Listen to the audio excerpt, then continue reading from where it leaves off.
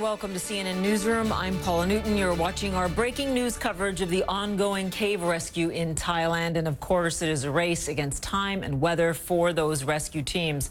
4 boys were extracted Sunday, but more rain threatens the mission to save 9 people still trapped.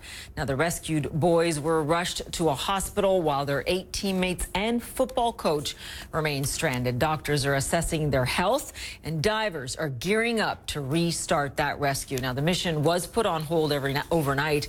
Crews are now refilling oxygen tanks, resting, and planning their next move as an entire nation is praying they bring everyone home safely. For the latest now, CNN's David McKenzie joins us once again from northern Thailand.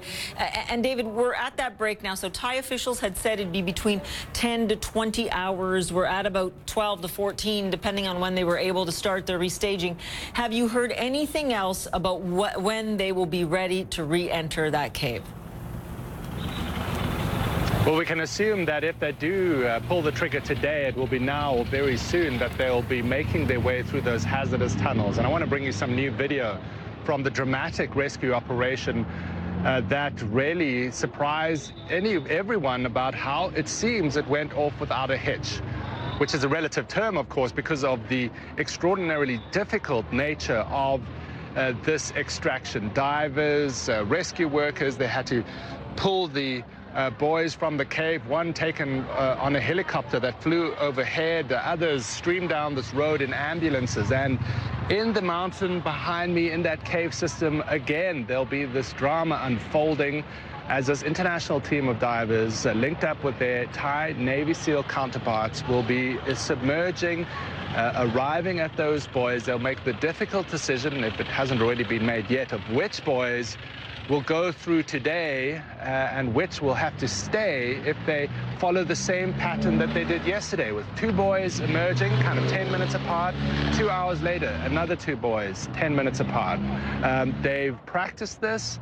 They've drilled this. They've got teams from all over the world to execute it. Now they need to see if the rain overnight didn't make enough of an impact, whether they can do it all over again. Paula?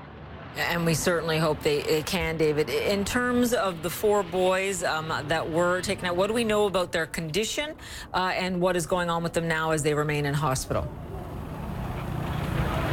Well, last week, the hospital officials said that they'd be put under some kind of quarantine for a couple of days to make sure they are safe and that they didn't pick up any pathogens inside that cave. Now, we haven't heard that news since then, so they might have changed this plan as it's been a fluid plan all along. We do know that 3 of them were relatively well enough to be taken by road. 1 had to be airlifted back there. No confirmation on which boys officially got out of the cave. Although, as you can imagine, the communities in this area all desperate to know who is out, who remains, and what their state of health is.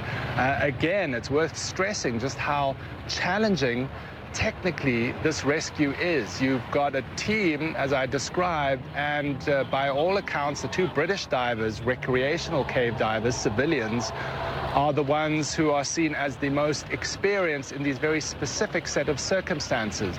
The zero visibility cave, the tight spaces, which requires a different kind of diving and a different kind of mental preparation to dive.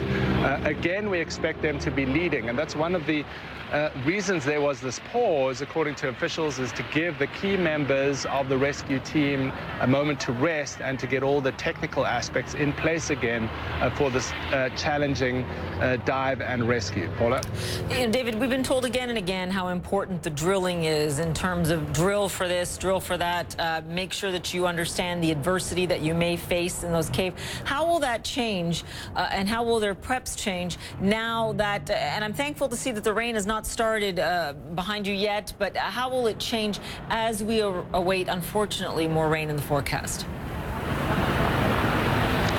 Well, that depends. I mean, the worst case scenario for the boys would be that there's so much rain that they have to pause the rescue attempt completely because the inundation or necessarily the flow of the water there in the cave system is too rapid or too challenging for them to negotiate. That would be possibly the worst case scenario. There might be some temptation for them to speed up their systems because of that rain that is scheduled in the coming days. But they have been very methodical, at least publicly, about this system that they've put in place. As you say, they drilled it extensively, and according to the governor, managed to beat their own time assessment on getting these boys out. So one is hopeful that they will do it again with such relative efficiency today. Yeah, absolutely. And hopefully there were lessons learned from the way it went off the first time because it was so successful. Again, excruciating wait for those families.